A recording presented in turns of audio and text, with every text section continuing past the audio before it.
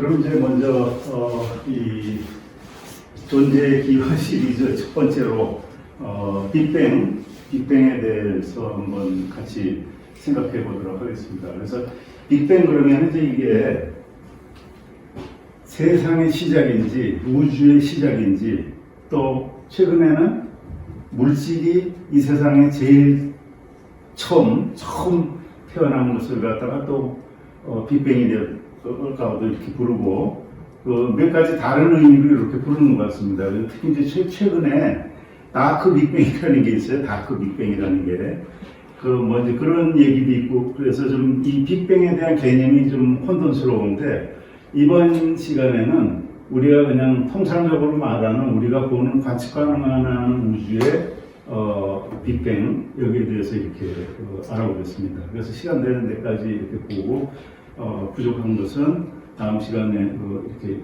하도록 하겠습니다. 자, 먼저 이제 우주라고 하면은 이제 한자에 도교 이제 백과사전이라고 그래 이게 전한 시대에 회남왕이 쓴 회남자에 나오는 얘기라고 그래요. 그래서 왕고래금 위지우 그러니까 옛날부터 지금까지를 갖다가 우라고 주라고 하고 그러니까 시간이죠 시간.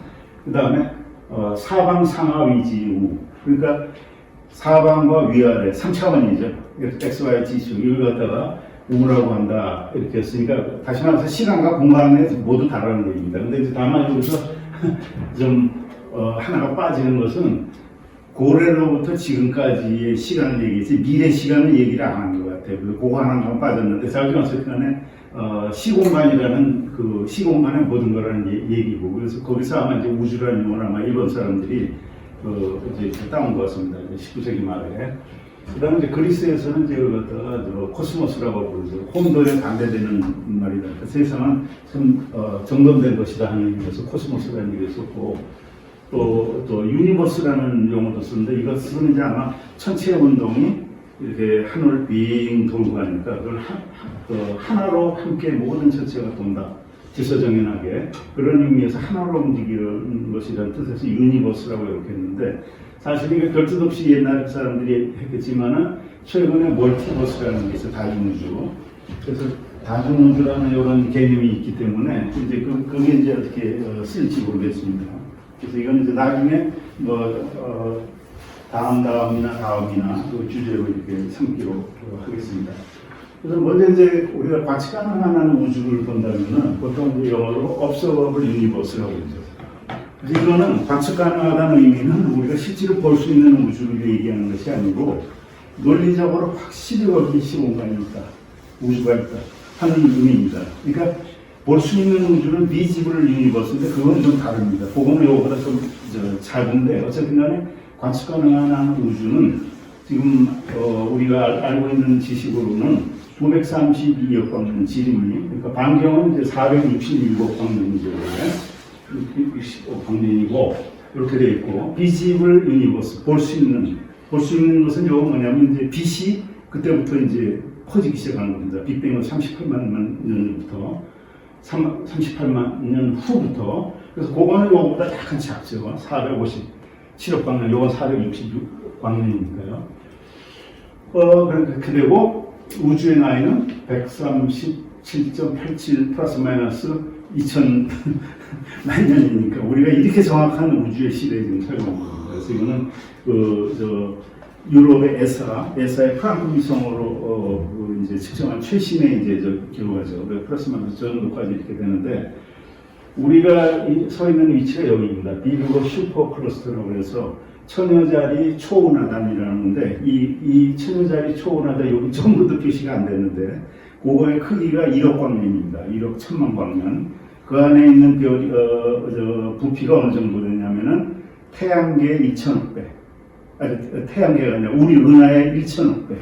어마어마한 크기죠. 그걸 요 중심으로 딱 맞췄죠. 태양계는 그 안에 있죠. 지구도 그 안에 있고. 이렇게 됐는데 이게 이제 반경이 460 오광년이라는 얘기인데 사실 이 밖에도 우주가 있을 겁니다. 있을 건데 우리는 모르는 거죠. 우리의 이제 이런 이 인식의 범위를 넘어서는 거니까 당연히 이 밖에도 있을 겁니다. 그래서 이런 우주가 이제 있다는 걸 아는데 사실은 이 우주가 이제 팽창하고 있다는 걸 아는 거는 1929년이죠. 9년에 에드윈 허블이 우주가 팽창한다는 사실을 이제 처음 발견을 했는데 이때 이전에는 사실은 인류는 우주가 과거에 어떻게 생겼는지를 하나도 몰랐던 거예요. 지식이 0%였던 겁니다. 과거에 대해서는 행성이 돌고 이런 거는 좀 알았지만 옛날에 어떻게 했다는 하나도 몰랐었던 거죠. 근데 1929년에 에드윈 허블이 이 팽창한다는 거를 발견했는데 사실 이 커브는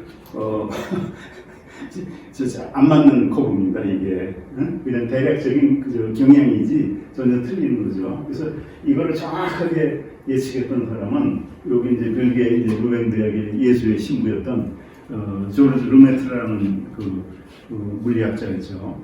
그래서 아인슈타인이 이거 당신 계산 형편없다. 이 사람 장방정식을 갖다가 이제 계산했는데 계산해서 우주가 팽창한다 했더니 당신 수학은 잘하는데 물리는 영 엉망이다. 이렇게 이제 얘기했던 유명한 그 일화죠. 근데 팽창한다는 게 발견했죠. 그래서 르메트르는 정확하게 우주가 팽창한다는 사실, 그 다음에 이것도 정확하게 물리적으로도 또 수학적으로 두 개 다 정확하게 얘기했던 사람이고, 이 에드윈 허블은 멀리 나가 멀리 간다는 건 알았지만 이게 무슨 의미인지를 모르는 거예요. 이게 우주의 팽창이나 이걸 감히 그런 얘기를 하지 못했던 겁니다. 그래서 지금 2000몇 년이죠.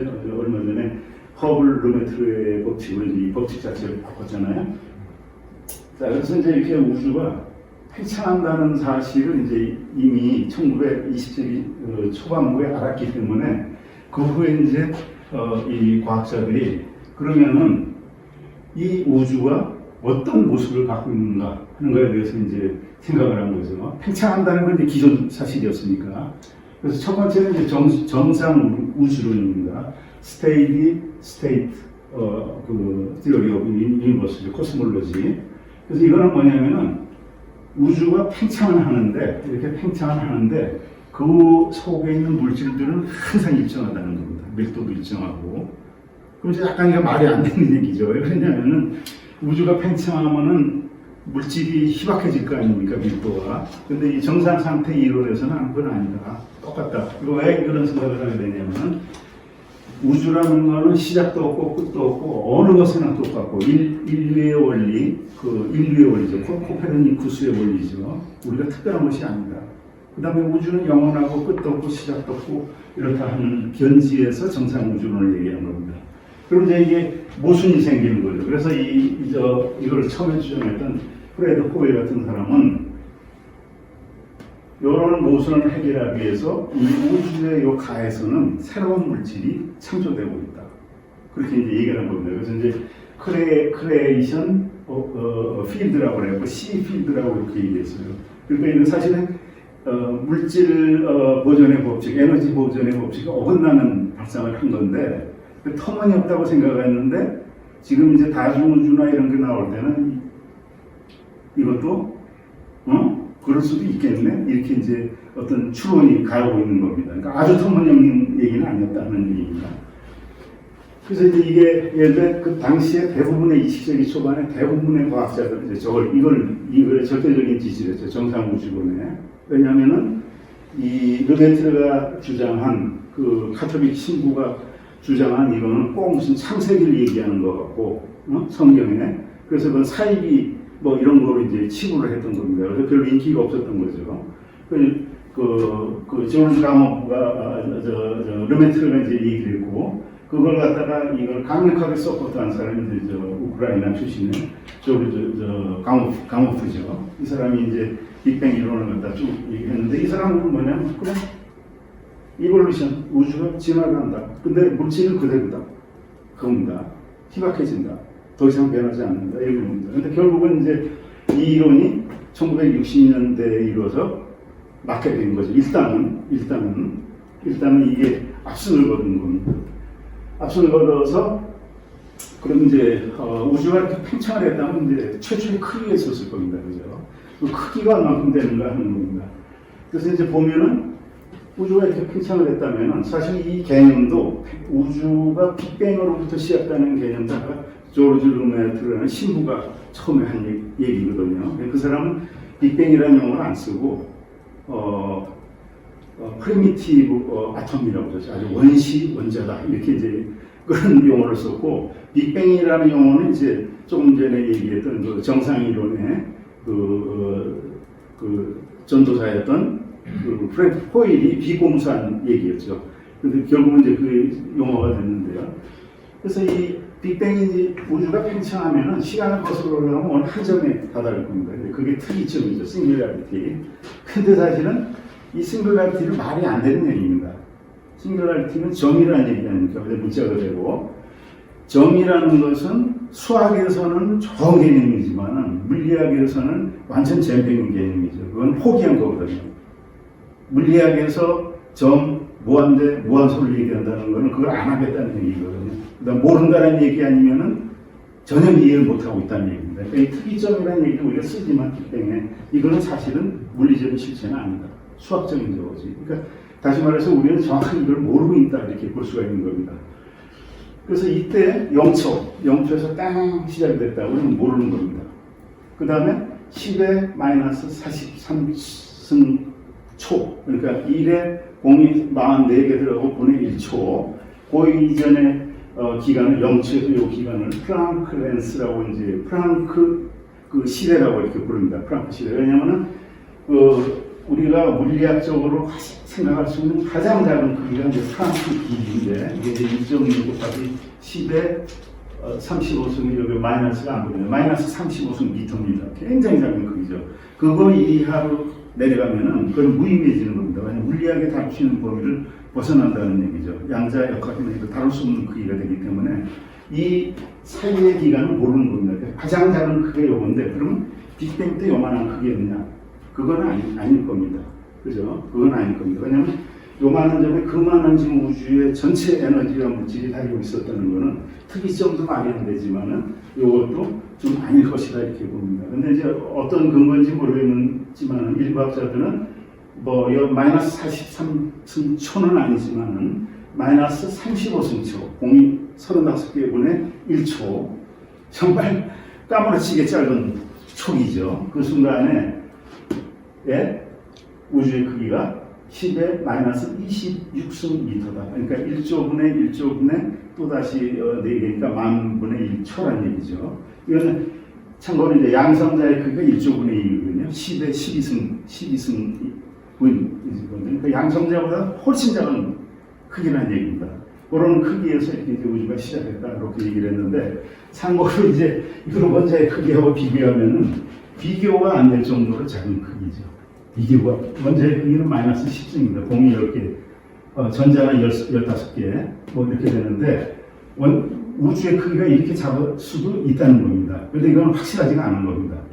이건 확실하지가 않고, 그리고 이제 확실한 것은 어느 정도 되느냐? 확실한 거는 약 2010년경에는 이제 과학자들이 이걸 뭐로 이제 추론을 할 수 있냐? 우리는 이제 실제적으로 관측으로 이렇게 알아볼 수 있는 우주의 크기죠. 뭘 했냐면 이제 우주 배경 복사라는 게 있습니다. 그러니까 다시 말씀드리겠지만은 빅뱅 후 38만 년 후에 그때부터 이제 빛이 직진을 했거든요. 그때 나온 빛을 우리가 이제 알고 있기 때문에 그 빛을 분석을 하면은 여기 이제 온도입니다. 빨간 거, 파란 게 온도입니다. 빨간 게 이제 뜨거운 온도고 파란 게 이제 차가운 부분인데 요 파장을 역산을 해서 최초의 우주의 온도가 얼마큼 됐을 것이다. 요거를 이제 한 겁니다. 그다음 물질의 양은 얼마만큼 있었을 것이다. 그래서 2010년 경우에는 뭐라고 얘기했냐면은 4 곱하기 10의 16승 기가 엘렉트론 볼트. 엘렉트론 볼트라는 건 이제 전자 한 개가 1볼트 정의에서 이렇게 이제 움직이는 그런 거리죠. 그런데 그 기가라는 건 10억이라는 얘기고요. 거기에 공이 16개입니다. 왜냐하면 이제 이 우주 초기나 입자 물리학에 들어가면 이걸 온도로 잘 계산을 안 하고 이 에너지로 계산을 합니다. 왜냐하면 E = MC 우리 에너지는 저거하고 호환이 되잖아요. 온도랑. 그 다음에 높은 에너지라는 건 높은 운동 에너지거든요. 그래서 온도로 계산을 안 하고 보통 이제 이 에너지로 계산하는데 에너지로 하면 이제 이런 에너지고 온도로 하면 10에 29순 K입니다. 공이 29개의 온도예요. 어마어마한 온도죠. 그런 온도에서 빅뱅 크기, 크기는 한 축구공보다 작지 않았다. 이렇게 이제 계산을 했는데, 2010년경에는요. 근데 2020년, 21년경에는 다시 이거를 이제 이 장비나 이런 것들이 굉장히 엄밀해지기 때문에 다시 분석을 해보니까, 그건 아니다. 그건 아니다. 그래서 이제 이게 좀 줄어들었습니다. 줄어들어갖고, 얼마가 됐냐면은, 약 1.5m다. 초창기의 우주가. 언제? 10의 마이너스 35승초. 때. 그러니까 이전에는 훨씬 작았을 겁니다. 그건 다룰 수가 없다는 거죠. 지금으로서는. 주어진 데이터를 갖고서는. 그래서 10의 약 마이너스 35일 때 1.5m. 그러니까 사람 키만 했다는 겁니다. 우주가. 그러다가 1조 분의 1초 후에는 일광년. 태양에서 지구 거리가 됐고 1초 후에는 10광년이니까 지구에서 가장 가까운 별까지 가는 그런 거리였고 그 다음에 약 1년 후에는 은하수만해졌고 뭐 이렇게 됐다는 거죠. 은하수도 약간 작아지고 3년 후에 우리 은하수만해졌다. 이런 이제 계산이 이제 최근의 계산 결과입니다. 그러면 이제 빅뱅이 있었다는 걸 어떻게 아느냐 봅니다. 그래서 뭐 무수한 증거가 있는데 정말 무수한 증거가 있는 거죠. 빅뱅이 있었다는 거는. 그래서 두 개만 예를 든다면 이겁니다. 모든 물체는 파장이 나오죠. 흑체 복사라고 하는 것도 스스로. 지금 내 몸에서도 파장이 나오고 있잖아요. 전자파가. 여기서도 나오고 있고. 절대온도 0도가 이상 다 나오고 있는 겁니다. 그걸 이제 흑체라고 해서 반사라는 그걸 분석을 해보면, 파장을 분석해보면 온도를 알 수가 있는데, 이건 이제 태양에서 나온 파장입니다. 파장인데 이제 단위가 있는 나노미터고, 여기 미리미터인데, 틀립니다. 이렇게 하는데, 요거는 지금 현재 우주의 공간에서 나오는 온도입니다. 2.7도인데, 절대 온도고, 2.74도인데, 자면 기가 막히게 맞아 들어갑니다. 빅뱅 이론으로 계산한 흑체 복사의 그 복사 커브하고, 요 까만 건 시험치죠. 측정치거든요. 딱 들어맞습니다. 정말 깜짝 놀랄 정도로 들어맞습니다. 그래서 이거는 옛날에 뜨거웠으니까 온도가 식겁니다. 지금 식고 있으니까 그 온도를 정확하게 맞춥니다. 이게 강력한 증거 중에 하나입니다. 지금 현대과학이 이제 이렇게 하는 것 중에서 이렇게 실험 결과하고 이렇게 정확하게 만든 경우가 참 드문데 명확한 그 증거입니다. 그러니까 다시 말해서 빅뱅의 장렬이 예측한 거하고 똑같다. 이거는 뭐 요새 예측한 게 아닙니다. 벌써 이미 빅뱅 이론을 주장한 조지 가마우 같은 사람이 계산이 조금 틀리지만 오차는 나지만 예언했던 겁니다. 이렇게 해갖고. 그래서 이제 그걸 갖다 우리 아까 이제 그 38만 년, 빅뱅 38만 년 후에 그 이제 프랑크 요건 저건데 해상도가 점점 좋아지고 있어요. 점점. 이 온도입니다. 그래서 이렇게 보면은 여기 이제 이것도 ESA 유럽 유럽 항공국에서 이제 한 프랑크 위성으로 한 건데 빨간 거는 뜨거운 부분이고 우주 공간입니다. 파란 거는 이제 차가운 부분인데 이 온도 차이가 얼마냐면 10만 분의 1입니다. 10만 분의 1. 이게 빨간 거라 뜨거운 거 같지만은 10만 분의 1. 그러니까 그 차이가 밝히니까 그것도 똑같다는 겁니다. 등방성이 엄청나다는 겁니다. 그래서 이건 다만 가시적으로 보여주기 위해서 이렇게 이제 색깔을 칠한 거예요. 색깔을 이제 저 디지털에서 칠한 거죠. 그래서 이게 뭐냐면은 온 사방이 다 있는 겁니다. 하늘이 전방에 어디나 똑같습니다. 이게 이제 배경복사죠. 요 파장을 분석하면 저렇게 나온다는 얘기입니다. 그게 빅뱅의 하나 증거고 또 하나는 뭐냐면은 또 하나는 우주가 생성됐을 때 한 몇 초 한 1분 정도, 1, 2분 정도 있었을 적에 이제 우주 내에 좀 빨간 게 이제 양성자고 파란 게 이제 중성자입니다. 그 이제 원자 핵을 이루는 그 중성자 양성자죠. 그건데 한 뭐 1분 이전에는 똑같았어요. 숫자가 중성자 양성자가 똑같았어요. 근데 중성자하고 양성자를 이렇게 보면은 크기가 거의 같고 질량도 거의 같습니다. 약 1000분의 1 작아요. 양성자가 1000분의 1 작다는 거는 양성자가 훨씬 안정하다는 얘기입니다. 그래서 시간이 조금 지나니까 이 중성자가 조금 가벼운 양성자로 변하는 겁니다. 그래갖고 얼마가 되냐면 비율이 양성자 대 중성자의 비율이 14대 2가 됐어요. 그 다음에 3분 정도 됐을 적에 대략 빅뱅은 3분 정도 됐을 적에 요것들이 합쳐져 갖고 헬륨 원자핵이 되고 나머지는 수소가 되고 수소거든요. 양성자는. 그래서 이 비율이 12대 2 아닙니까? 그죠? 요 개수세 보면은 헬륨 원자 하나에 요거는 산수 계산입니다. 산수 계산. 이게 이제 계산은 복잡한 거잖아요. 조문식 암호분 같은 사람이 연필 크죠. 우주 초기 조건이 좀 엉성하더라도 정확히 들어가죠. 이미 해야겠다는 거예요. 몇십 년 전에. 지금 똑같습니다. 우주 전체의 비율을 보면은 수소가 요 비율 됩니다. 75%, 헬륨이 약 25%. 그 다음에 우리 뭐 산소니 이런 건 1%도 안 됩니다. 그 다음 태양에서 헬륨이 막 만들어지고 있잖아요. 그거 한번 만들어서 지금 100몇십억 년 동안 만들었어도 얼마 이게 변하지 못했어요. 헬륨이. 이 정확하게 저 비율. 저거는 그냥 우주의 초기 조건이 약간만 잡아도 딱 저렇게 나와요. 그러니까 우주의 잠열, 잠열이 남아있는 열이죠. 그 다음에 또 하나는 이 현재 우주의 수소와 헬륨의 비율. 강력한 증거입니다. 그 외에도 여러 가지 증거인데 대표적인 건 이제 2개만 들었습니다. 자, 그런데 이제 이 빅뱅 이론에 처음에 이제 이게 나온 다음에 문제점이 있어요. 하나는 우주 집병성 문제, 평탄성 문제, 자기장립장 문제인데, 이게 이제 무슨 문제인가를 하고, 이제 빅뱅이 있었다는 건 의심의 여지가 없어졌는데, 약간 이제 문제가 있었던 겁니다.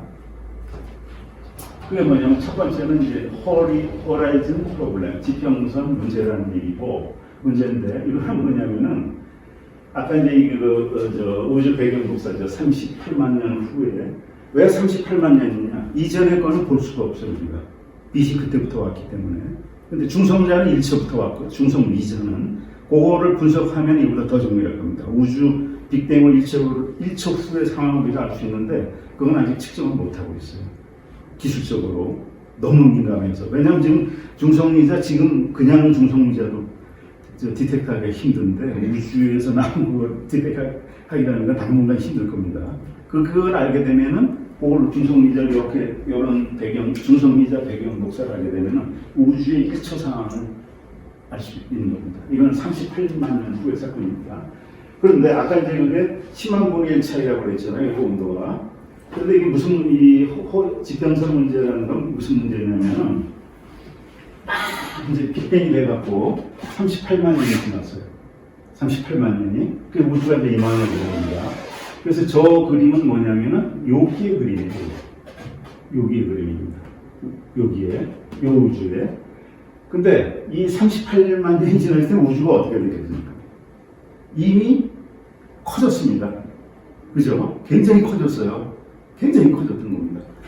그래서 그걸 이제 계산을 해보면은 그 당시에 우주의 크기가 얼마였냐면은 계산해 보면 4,570만 광년, 38만 년 우주 빅뱅 후 38만 년 후에 그 우주의 요 반경이 우리 같이 꺼내는 우리 우주의 반경이 4,570만 광년. 좀 이상하잖아요, 이거.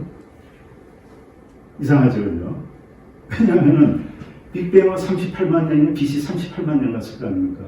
근데 우주의 크기는 4,570만 광년이라고 했어요. 왜 그래요? 우주가 엄청나게 팽창했기 때문입니다. 빛보다 어마어마하게 빠른 속도로 팽창했기 때문입니다. 이렇게 커졌어요. 빅뱅 그죠? 38만 년 후에. 그래서 그 크기를 계산하는 건 간단한 산수식이 아닙니다. 그래서 이제 어떻게 했다는 것만 간단하게만 소개를 했는데 우주 이제 스케일 벡터인데 그렇게 해서 하면 이렇게 나와요. 나오는데 문제는 뭐냐면은 이거를 쭉 보면 그 당시에 여기서 만약에 이제 봤다 하면은 그 볼 수 있는 범위가 이 우주 지평선이라는 거 우리가 다 이 지평선이나 수평선 볼 수 있는 범위가 이렇게 있잖아요. 그 범위가. 그 범위가 얼마냐면은 하늘의 구역으로 본다면은 2도입니다. 2도. 1도 내지 2도입니다. 그럼 거기하고 이쪽 반대 방향 하늘하고 비교하면 어떻겠습니까? 거기도 또 1도가 있겠죠. 그럼 하늘의 그런 구역이 몇 개가 되냐면 10만 개가 있어야 돼요. 10만 개가. 근데 문제는 뭐냐면은 요 구역, 요 구역, 요 구역, 요 구역, 요 구역, 요 구역 이게 다 똑같다는 얘기입니다. 응? 희한한 얘기입니다. 이게. 왜냐하면 한 번도 만난 적이 없어요. 요 구역하고 요 구역하고는. 한 번도 만난 적이 없어요. 근데 열이라는 걸 옆에 있어야 전달이 되잖아요. 그래서 똑같아지는 거 아닙니까? 완전히 떨어져 한 번도 만난 적이 없는 이 구역들이 온도가 이렇게 똑같을 수가 없다는 겁니다. 이게 지평선 문제입니다. 이게. 근데 이렇게 이제 늘어난 거죠. 이게 이제 첫 번째 지평선 문제고, 아니, 우주가 이 구역 한 번도 원인과 결과 하나도 연결이 안 되는데 저렇게 똑같을 수가 있습니다. 그럼 이제 이렇게 생각할 수도 있겠죠. 아니, 뭐 처음에 한 점에서 시작됐으니까 그렇지 않아? 그렇게 생각할 수도 있잖아요. 그죠? 근데 그건 아니라는 얘기예요. 왜? 그렇게 되려면 빛의 속도만큼, 아무리 빨라도 빛의 속도만큼만 같아야 돼요. 근데 이건 빛의 속도가 안 돼요. 빛의 속도 몇천 배 떨어진 거리에도 그 당시 우주가 아무리 작았더라도 도저히 걔네들끼리는 이 다른 영역은 접촉할 수가 없었던 영역입니다. 인과적으로 호잘리 커넥티드, 인과적으로 연결된 적이 없는 구역이 저렇게 온도가 똑같다면 저거는 기적이라고 합니다. 기적이 아니라 이거는 정말 미스터리라고 합니다. 왜 그러셨는데요? 두 번째는 플라트네스 문제입니다. 우주의 평탄성 문제. 이 아인슈타인이 이제 방정식을 풀면은 이제 우주의 이제 공간이 이제 이거 많이 보셨을 거예요. 우면, 평면. 우주 공간이 이렇게 뭐 동그랗다는 걸 상상을 못 하는 거죠. 공간이 길었다는 건데, 그걸 일차원으로 표시하면 이렇게 되는 겁니다. 근데 우주에 있는, 만약에 이 우주에 있는 물질이 많으면 어떻게 되겠습니까? 결국은 물질과 에너지가 많으면 수축을 할 겁니다. 중력 때문에. 그래서 언젠가는 우주는 수축을 할 겁니다. 지금은 팽창하고 있지만 언젠가는 수축을 할 겁니다. 그 다음에 우주의 물질이 희박하다면 어떻게 되냐면 쫙 퍼질 겁니다. 계속 팽창을 할 겁니다. 그렇죠? 그 다음에 우주의 물질과 그게 이제 딱 균형을 잡힌 걸 내면 이제 뭘 오메가라고 그러고 그 비율을 1이 되면은 다양한 우주입니다. 우주 공간이. 그런데 이게 이제 무슨 문제냐면은 이걸 갖다 이제 조사를 했어요. 이거를 이제 조사를 했더니 지금 현재 우주의 요 공률이 얼마냐면은 1이라는 겁니다. 우주가 물질이 너무 많지도 않고 너무 적지도 않고 그런데 이렇게 팽창하고 있는 이런 겁니다. 1. 응? 1의 0.1. 그러니까 이건 이제 뭐 오차인지 애인지 모르는 거예요. 이거는 사실은 측정치니까. 그런데 이게 무슨 문제냐? 이것도 이제 계산이 그렇게 쉬운 계산은 아니에요. 근데 과학 오디세이 뒤에는 썼는데 이게 어떤 문제가 있냐면 만약에 지금 요 순간에 이 우주의 물질의 요 밀도가 오메가가 1이 되려면은 지금으로부터 프랑크식이 10의 마이너스 43.5에는 밀도가 0.00000000 60이 나가야 돼요. 1 그렇게 같아야 돼요. 그 다음에 1초분의 1초 전에 우주의 평탄온도는 0.000000의 27개가 1초가 같아야 돼요. 그러니까 이게 무슨 얘기냐면은 이제 비유를 하자면은 아니 지금 우리가 왜 밀도가 2일 때 있어야 되냐 오메가 이건 뭐냐면 이제 연필을 이렇게 세우는데 우리도 연필을 이렇게 세우면은 딱 쓰러지잖아요. 순간적으로 쓰러질 겁니다. 0. 몇 초밖에 안 쓰러집니다. 이건 무슨 얘기냐면은 우리가 우주의 역사가 138억 년인데 내가 딱 지나가는데 거기 딱 서 있는 거예요. 요 순간에. 요 순간에. 1시간 전에는 쓰러져 있을 정상인데 아니면 1초 전에도 쓰러져야 정상인데 지금 이렇게 있는 거예요. 하필이면 왜 지금 서 있냐는 겁니다. 계산이 이렇게 되는 거예요. 이제 계산이 약간 쉬운 계산은 아니에요. 요 이론을 했던 알랑수 자체도 이 세미나에서 이걸 듣고 이 발상을 했는데 제가 잘 이해 못했다는 거예요. 이게 무슨 소리 하는지. 근데 전체적인 개념만 이해되지. 그래서 우리가 지금 딱 뭐냐면 저렇게 연필이 딱 서 있는 순간 요 순간에 있는 거예요. 지금 138년의 요 순간이. 그 이해가 도저히, 그 이제 우주에 왜 지금 우주가 이렇게 평평한 순간에 지금 우주가 이런지 모릅니다. 지금. 근데 현재는 잘 못하는 얘기입니다. 이 문제가 하나 있고, 또 하나는 이제, 모노폴 문제입니다. 이 세상의 자석은 쪼개잖아요. 그럼 계속 N극 해석이 나옵니다. 자석 짜개잖아요. 그럼 계속 N극 해석이 계속 생겨요. 현미경이나 이런 거를 이렇게 보면은 짜게만 짜면 계속 N극이 나와요. 그러니까 자석이라는 건 자성이라는 게 N극 해석이 두 개가 있다는 겁니다. 극이 N극 해석. 근데 이 입자물리학의 그 대통일 이론에 의하면은 빅뱅 아주 초기에는 단극이 있었다는 겁니다. 한 개극이. 근데 그게 있는 정도가 아니라 어마어마한 수가 많이 있었다는 거예요. 계산에 의하면은. 근데 지금까지 한 톨도 발견한 적이 없어. 이게 도대체 어떻게 된 거냐 이겁니다. 요게 세 개 문제입니다. 빅뱅, 오케이, 좋아. 근데 아니 이 세 개는 도저히 이해를 못하겠어 이렇게 된 겁니다. 그래서 이 얘기를 요거를 공부했던 사람이 있어요. 그랜드 유니피케이션 스토리인데 대통일 이론인데 이 이론을 공부했던 사람이 요 아저씨입니다. 알렌 구스라는 아저씨인데 이 사람은 뭐냐면 7년인가 9년 동안 그 포닥만 한 사람이에요. 이게 짝이 없어갖고 그 포닥이라는 거 여러분 아시겠지만 이제 박사학위 하고서 그냥 여기저기 돌아다니는 거 임시직입니다. 위촉직이죠. 위촉직. 근데 이 대학 저 대학 다니다가 근데 이 사람은 이제 한 7년인가 9년 했기 때문에 나가야 돼. 이제 딴 데도 받아주지도 않아. 딴 데도 받아주지도 않아. 이런 사람은. 그래서 이제 거의 끝나갈 무렵인데 아까 이 사람이 했던 건 우주물리학이 아니고 아까 또 이제 모노폴 이런 걸 이제 입자물리학을 했던 사람인데 세미나에서 그 얘기를 들은 거예요. 딱 연필 쓰는 그런 그 얘기를 들은 거예요. 그러다 이제 이게 이제 뭐 이게 우연히 맞으려니까 친구하고 커피 먹다가 또 비슷한 얘기를 듣고 그래서 이제 생각을 한 겁니다. 그러다 비 오는 날인가 뭐 하여튼 그냥 번쩍 생각이 들었다는 거예요. 이걸 해결했구나. 그리고 이 양반이 이렇게 하는 건 이사 가려고 그렇게 바뀌는 거 아닙니다. 원래 방이 있는 겁니다. 이사 가려고 이렇게 지금 싸는 거 아닙니다. 보면 책 하나도 없고, 그래가지고 또 가만히 보면 여기 장수 막걸리 같아요. 그렇지 않아요? 장수 색깔이 꼭 장수 막걸리. 이것을 장수 막걸리 먹으려고. 그리고 이거 먹고 있어. 그 다음에 뭐 여기 장수 막걸리 통 막걸리. 그 누구지? 네? 아니 누구네 집하고 똑같네. 그래서 이 사람이 이 이론을 낸 겁니다. 비 오는 날에도 쫙 낸 거예요. 그대로 MIT 공부. MIT 그대로 교수를 받다. 이 사람 논문도 몇 개 없어요. 책도 없잖아요. 논문도 몇 개 없어요. 그대로, 그래서 노벨상은 못 받아. 왜? 노벨상은 증거가 있어야 되는 거거든요. 그러니까 스티븐 호킹에서 노벨상 못 받잖아요. 못 받잖아요. 근데 대단한 거죠. 대단한 거. 그래서 이 논문 하나로 그 포당 문제에 싹 해결이 됐습니다. MIT에서 그게 이제 우리하고 그런 이제 과학을 하는 나라하고 틀린 거예요. 이 소원하에 대해서 그대로 한 편의 논문이더라고요. 아직까지 있습니다. MIT 연구실입니다. 이 사람은. 이 사람이 얘기했다는 거는 우주가 그냥 팽창한 게 아니라 큰 팽창을 했다는 겁니다. 어떻게 그렇게 되면 어떤 문제가 있냐? 아까 그 문제가 다 해결이 돼요. 네.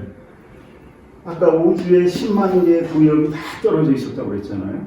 근데 갑자기 팽창을 했으면 이 같은 데로 지켰다면 결국엔 함정이었을 거 아닙니까? 그냥 여기서 함정에서 이렇게 되는 건 아니라고 그랬죠. 왜냐면은 빛보다 한 4,000광년을 확장했는데 빛으로 하면 38만밖에 안 되니까 이 정도가 돼야 된다는 거죠. 엄청난 이 팽창이 있었다는 거죠. 인플레이션입니다. 이 문제가 해결이 됩니다. 일단은 인과적으로 관계없는 우주의 구역들이 옛날에 아주 함정이었기 때문에 당연히 그것은 열적으로 기원을 했죠. 두 번째, 엄청나게 팽창을 했어요. 그럼 평평이 되는 겁니다. 그죠? 평평이 되는 거고, 자연 해결되는 거. 그 다음에, 그 많은 모노폴은 어디 갔느냐? 이것도 마찬가지입니다. 우주에 이렇게 모노폴이 무지무지하게 많았어. 팽창했어. 우리가 사는 우주가 여기고, 그 우주 전, 우리가 지금 살고 있는 가치관은 우주에 하나도 없을 수도 있고, 한 개 있을 수도 있고, 두 개 있을 수도 있어요. 저절로 해결이 되니까.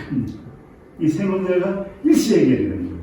이 인플레이션 이론으로. 인플레이션이라 이게 물가가 오르는 인플레이션이 아닙니다. 급속 팽창입니다. 읽어야 해결이 된 겁니다. 1982년인가 1년에 이제 이 이론을 하고 허닥에서 빙빙 7, 8년 돌다가 일거의 MIT 교수로 발탁이 된 겁니다. 그런데 이 사람이 이제 얘기한 거는 이게 이제 빅뱅이라고 했잖아요. 10의 마이너스 43승 여기 이제 프랑크푸르트를 확 이렇게 팽창했다는 겁니다. 옛날 빅뱅 이론은 이렇게 팽창했다는 거고 이거는 그냥 확 했다는. 언제? 빅뱅 후 10의 마이너스 35승초에서 마이너스 32승초 사이에 얼만큼? 10의 50배 커졌다는 겁니다. 요 짧은 기간에. 그래서 이게 혹시 이제 실감이 안 나실까봐 실감이 안 나시고 공으로 쓰면 이렇게 됩니다. 100 확장했다는 겁니다. 얼마 사이에? 초분의 1 사이에 30에서 30내는 33개만 했어요. 요렇게 하면 조금 실감이 나죠. 요만한 짧은 시간 내에 이렇게 팽창했다는 겁니다. 이거는 빛의 속도하고 경쟁이 안 되게 팽창하는 거죠. 이게 이제 인플레이션 이론입니다. 그럼 이게 어떻게 가능했느냐? 이게입니다. 예를 들어서 여기 이제 피스톤이 있어요. 여기 이제 가스가 있고, 이렇게 이제 피스톤을 이제 잡아당긴다고 이제 만약 가정을 하죠. 쫙 잡아주겠어요. 저렇게 커졌어요. 그럼 어떻게 되겠습니까? 물질의 밀도가 굉장히 옅어졌겠죠. 그죠? 왜냐하면 에너지 밀도 혹은 물질의 밀도는 부피분의 에너지의 양 플러스 물질의 양, 에너지나 물질은 같으니까 이렇게 될 겁니다. 맞잖아요. 그러니까 저렇게 팽창을 하면은 에너지의 밀도가 당연히 떨어져야 돼요. 근데 조금 전에 말씀드린 대로 이 시간에 이렇게 짧은 시간에 이렇게 확 팽창하는 거죠. 그럼 어떤 현상이 일어나요? 물질의 밀도를 따라가지 못하는 겁니다. 왜냐하면 물질이 확산되고 뭐 되는 것도 빛의 속도로 따라가야 되는 거니까, 그죠? 빛의 속도로 따라가야 되는데 이렇게 되니까 에너지 밀도가 저렇게 낮아질 여유가 없었던 겁니다. 이게 이제 알란 구스의 그 생각이에요. 이렇게 될 수가 없는 거예요. 그래서 뭐가 되냐면 가짜 진공이 됐다는 겁니다. 우주 전체가 가짜 진공 상태였다. 갑자기 팽창됐을 때 가짜 진공이라는 건 이게 무슨 의미냐면은 진공은 진공인데 현실적이지 않은 진공이라는 얘기입니다. 근데 그 현실적이지 않다는 거는 그냥 상상의 생각이라는 게 진짜 있긴 있는데 자기가 기미한 진공이라는 거죠. 그런 상태였다는 거예요. 그렇게 팽창을 했는데 에너지 밀도는 가만히 있는 거예요. 왜? 에너지 밀도가 따라잡을 시간이 없었던 겁니다. 워낙 빨리 가갖고. 그래서 그게 가짜 진공 상태라는 거예요. 근데 가짜 진공이라는 건 무슨 얘기냐면은 그건 에너지가 불안정한 상태예요. 그 상태로 돌아가야 되잖아요. 그죠? 그 상태로 돌아가야 됩니다. 그래서 돌아가는 과정이 뭐냐면은 이 가짜 진공 사이사이의 우주에 진짜 진공이 조금씩 생겼다는 겁니다. 진짜 진공이. 거기는 이제 우주 밀도가 제대로 팽창한 대로 이렇게 되는 거죠. 그런 거에 생겨갖고, 요건 이제 꼭 스위스 치즈 같이 생겼다고 해서 스위스 치즈 구멍 모델이라고도 이렇게 하는데, 자, 그래서 요건 진짜 진공이고, 나머지는 가짜 진공이라는 겁니다. 가짜 진공은 아까 확 팽창한 그 공간에서 에너지 밀도를 따라잡지 못했던 부분입니다. 그래서 요것들이 합쳐져가지고 빵 합쳐져서 나중에는 이제 전체가 다 이제 원상태로 돌아간다 하는 게 이제 알란 구스의 그 원래 오리지널 인플레이션 이론입니다. 그래서 어떻게 되냐면 그걸 에너지적으로 본다면은 가짜 진공인 상태에서 이런 상태였고, 진짜 진공은 나중에 변하면 이제 이런 상태로 내려갔다는 거죠. 이런 상태로. 근데 저렇게 이제 이 중간중간에 가로막혀 있으니까 여기 어떤 장벽이 있었던 겁니다. 그럼 못 가는 거죠, 이렇게. 보통 이런 거는 이제 우리가 역학에서 뭐라 하냐면, 요거를 안정한 상태, 스테이블한 상태, 이런 걸 불안정한 상태, 이런 거를 메타 스테이블, 준안정 상태라고 그러죠. 준안정 상태라는 거는 임시적으로 이렇게 있는 상태입니다. 그러니까 메타 스테이블한 상태는 결국은 이게 돌아가려고 그러죠. 근데 이런 장벽이 있으니까 돌아가지가 않아요. 이건 자연상에 흔히 있는 이 현상입니다. 그래서 보통은 이제 이게 일반 자연현상에서는 이걸 뭐냐면은 이런 게 뭐냐면은 활성화 에너지라고 그러죠. 가령 예를 들어서 이제 바켓에다 물이 이렇게 담가 놓으면은 에너지가 높은 상태에 있죠. 그러니까 밑으로 떨어지려고 그래요. 근데 실제로 안 떨어지잖아요. 그죠? 그럼 어떻게 해야 됩니까? 쫙 기울여 주거나 구멍을 뚫고 해야 되죠. 기울여 주거나 구멍 뚫는 행위가 꼬마한 에너지를 해주면 그 다음에 쫙 그 상태로 돌아갑니다. 그래서 그걸 활성화 에너지라고 그러죠. 근데 저런 우주에서는 그런 현상이 안 일어나기 때문에 알란 구스가 얘기한 거는 터널인 현상이 일어나, 양자 터널인 현상이 일어난다고 그랬습니다. 양자 터널인 현상은 이제 지난 시간에 이제 잠깐 말씀드렸잖아요. 저런 겁니다. 어떤 게 파장이 있는데 장벽이 있으면은 일반 클래식한 보통 사물에서는 장벽이 있으면 못 건너가죠. 근데 양자의 세계에서는 이게 확률적으로 갈 수도 있고 안 갈 수도 있습니다. 양자의 세계에서는 이게 양자 이제 터널인 그 효과죠. 이거는 우리 저 방사성 원자력 폭탄 만들고 원자력 발전소에서 그 방사성 붕괴 일어나잖아요. 그게 다 이 현상입니다. 그 반드시 일어나는 거 아니거든요. 확률적으로 일어납니다. 양자 터널인 현상으로 한 50% 정도. 우리 이제 제로광학에서 하는 주사 탐침 STM 현명이라는 겁니다. 원래는 이게 이제 시류예요. 시편인데 시편에 닿는 게 아니에요. 아주 미세한 점이 이렇게 따라 올라가야 되죠. 아주 작은 거. 여기 원자입니다. 여기 TD 원자, 여기 물질의 원자.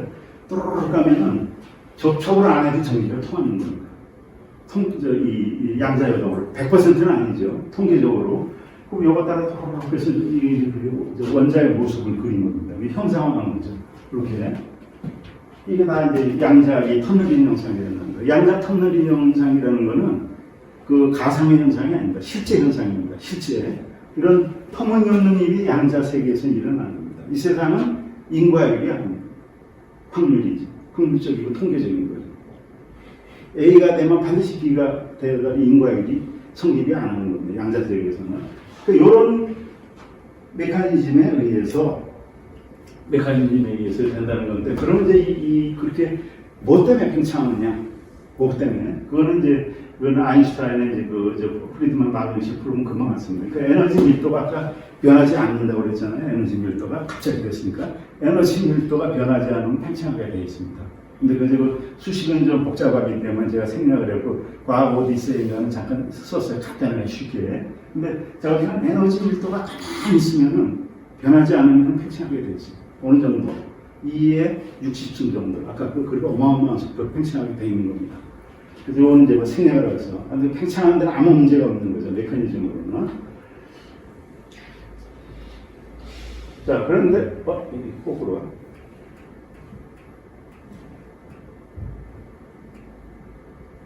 그랬는데, 여기서 이제, 문제가 되는 게 뭐냐면은, 여기서,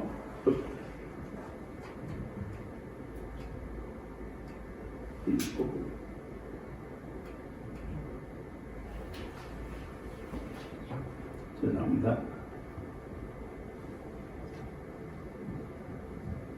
자, 여기서 이제 문제가 되는 게 뭐냐면은, 이렇게 되면은, 이 진짜 진공들이 만나기가 힘들어요. 왜 그러냐면은, 우주가 광속보다 엄청난 속도로 팽창한다고 그랬잖아요. 근데 거품들이 어떻게 만난다는 얘기입니까? 그죠? 거품들이 만나기가 힘들어요. 그런 문제가 하나 있고, 또 하나는 이제 높은 상태에서 낮은 상태로 에너지가 내려왔다고 그랬잖아요. 근데 빅뱅 우주는 어떤 우주입니까? 굉장히 뜨거운 우주잖아요.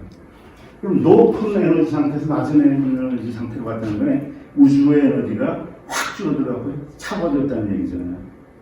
그럼 뜨거운 우주하고 모순이 되는 거예요. 그러니까 차가운 우주가 돼버려서 무슨 가해 과정은 우주가 뜨거워야 될 이유가 없는 거예요. 그 다음에 너무 빨리 팽창을 하기 때문에 이거는 좀 알렌 구스가 이론이 나오고 나서 여러 과학자들이 여기 이제 이 사람 MIT 공대 교수를 확 하고 난 다음에 분석을 해보니까 좀 문제가 있다 이렇게 생각이 된 겁니다. 그래서 그게 무슨 문제가 왔냐면은 가령 예를 들어서 그렇게 확 팽창이 된 상태, 그런 상태를 우리가 이제 뭐라고 얘기를 할 수 있냐면은 메타스테이블한 상태라고 그랬잖아요. 그래서 준안정한 상태, 그러니까 원래 상태로 돌아가야 되는 겁니다. 돌아가는데 이게 또 이제 재료공학 얘기 비슷한 게 많아요. 재료공학하고 우주공학하고 비슷한 게 무지하게 많아요, 사실. 이게 뭐냐면 금속을 갖다 이제 녹여갖고 이 주문에다 이렇게 놓잖아요. 그럼 이제 굳겠죠. 응고가 되겠죠. 그럼 이제 이렇게 되는 겁니다. 온도가 쭉 내려가서 이렇게 되는 게 아닙니다. 굳는 온도에서 이렇게 이제 한참 굳다가 다 굳어지는 이렇게 떨어지는 게 정상이에요. 근데 실제로는 어떻게 되냐? 그렇게 안 됩니다. 왜? 요게 이제 쇠덩어리 같은 거면은 그 이제 주물판이죠. 그럼 온도가 더 내려가요. 그 관행된다고 그러거든요. 관행되니까 확 내려가니까 비정상적으로 내려가요. 지구가 완전 조금 아까 그 가짜 진공을 확 퍼진 상태와 같은 거예요. 관행 상태가 돼갖고 메타스테이블한 상태가 되는 거죠. 그래서 얘가 다시 올라가. 금속 녹이면 진짜 이렇게 되니까. 이런 이제 주물판에다 쫙 보면은 녹는 점보다 더 밑으로 내려가 온도가. 그 다음에 그 차이는 어떻게 하냐면 열을 뱉어내는 겁니다. 딱 하고. 뱉어내는 거예요. 그걸 제갈이라고 하거든요. 관행됐던 게 뱉어내는 그 온도에서 굳어진다고 어떻게 됩니다. 우주도 이거 비슷하게 됐다는 겁니다. 근데 이런 과정이 알렌구스의 그 모델에서는 이런 개념이 없는 겁니다. 이런 개념이. 그래서 이런 이제 관행 상태는 뭐냐면은 이런 거지. 이것도 이제 뭐 옛날에 이게 이제 금속 구조입니다. 금속은 아주 질서정연한 구조로 되어 있어. 결정 구조. 걔를 갖다가 금속을 녹인 다음에 퀄칭이 돼버립니다. 어느 정도냐? 물은 그렇게 안 돼요. 물은 만약에 물을 갖다가 영하 30도, 한 영하 100도에다 팍 냉각시켰다. 그럼 그냥 잘 안 돼요. 반응이 잘 안 돼요. 왜 그러냐면 물은 이제 그 비열이 크기 때문에 열 전달도 안 되고. 근데 금속 같은 건 금방 됩니다. 금방 반응이 되거든요. 그래서 어떻게 되냐면은 이걸 이제 벨기에의 폴 듀에라는 사람이 했던 게 그냥 스플라트 펜칭이라고 해갖고 우리 쇠물을 갖다가 녹인 다음에 팍 그냥 순식간에 1초에 수백만 분의 1초 그 속도로 식어버립니다. 그러면 그 안에가 뭐가 되냐면은 액체 구조가 돼요. 원자 구조가. 액체 구조가 아모포스, 그 비정진이라고 그러나. 근데 이건 불안정한 상태이기 때문에 가만 놔두거나 이걸 하면 예상치도 없어서.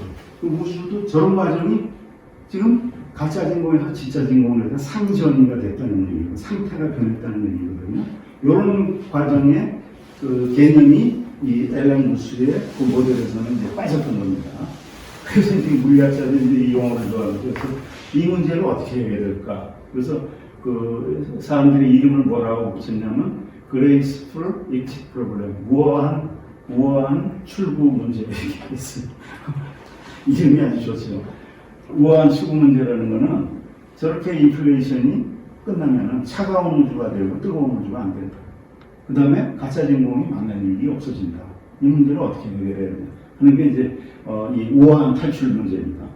그래서 이걸 이제 해결한 사람이 안드레이 이제 소련입니다. 러시아가 아니라 당시 소련 학생이었던데 이 사람 나중에 이제 미국으로 이제 이민 가고 스탠퍼드 대학 교수가 된 사람이죠. 그다음에 뭐 스타인하트 이런 사람들이 거의 동시에 그 다음 해에 슬로우 롤 모델, 서서히 굴러가는 인플레이션 모델을 한 겁니다. 그래서 지금 이거는 발상상으로는 굉장히 좋았고 알렌 구스는 이게 그 개선이 된 이 이론이 지금 그 인플레이션 이론의 거의 이제 표준이다 이렇게 볼 수 있습니다. 물론 이제 다양한 그 디테일에서는 다양한 게 있지만은 그 내용은 뭐냐? 그걸 이제 좀 쉽게 이렇게 말씀드리겠습니다. 이 이론 이 슬로우 롤 모델은 뭐냐면은 이 우주 공간이 에너지로 꽉 차 있다는 겁니다. 에너지로 꽉 차 있다는 겁니다. 근데 그거는 이제 우리 무슨 돌팔이 사이비 그 사람들이 얘기하는 우주가 기로 차 있다 그런 얘기가 아닙니다. 그런 유치한 얘기가 아니고 우주가 진짜 양자 규모에서는 에너지를 꽉 차 있다는 겁니다. 플러스 마이너스. 왜 그렇게 되는가는 아마 다음에 뭐 이렇게 말씀을 드리겠고 어쨌든 우주는 이게 우리 지금 여기 빈 공간이 절대 이게 빈 공간이 아닙니다. 양자적으로 난리 법석이 지금 있고 있는 겁니다. 난리 법석이 지금 이 순간 여기는 우리 볼 수가 없어졌지. 그래서 에너지 상태가 쭉 있어서 이 슬로우 인플레이션 모델은 그 바탕이 뭐냐면은 퀀텀 필드 시어리입니다. 그러니까 양자장 이론의 바탕을 하는 거예요. 양자장 이론이라는 건 뭐냐면은 양자역학의 그다음에 장 이론이라는 거죠. 뭐 전기장, 자기장, 장 이론의 상대성 이런 세 개를 합친 그 이론입니다. 그런데 그 양자장 이론에 바탕을 둔 겁니다. 개념을.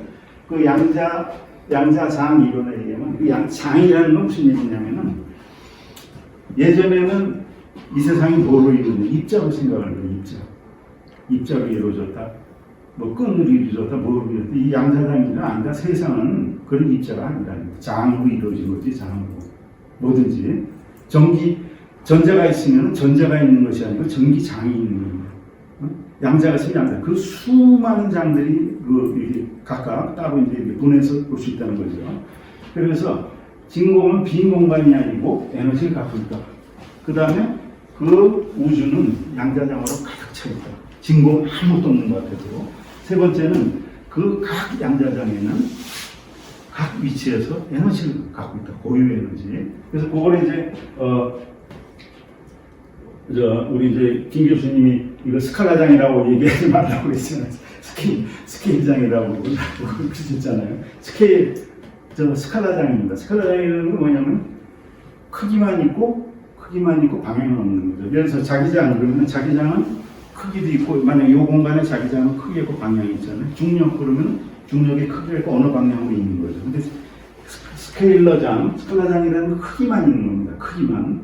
그러니까 예를 들어서 온도 그럼 여기 값이 다 틀릴 거예요. 근데 방향은 없잖아요. 그건데 이 바로 우주 공간을 채우고 있는 그 인플레이션 이론에서 말하고 있는 장을 인플라톤 장이라고 부르거든요.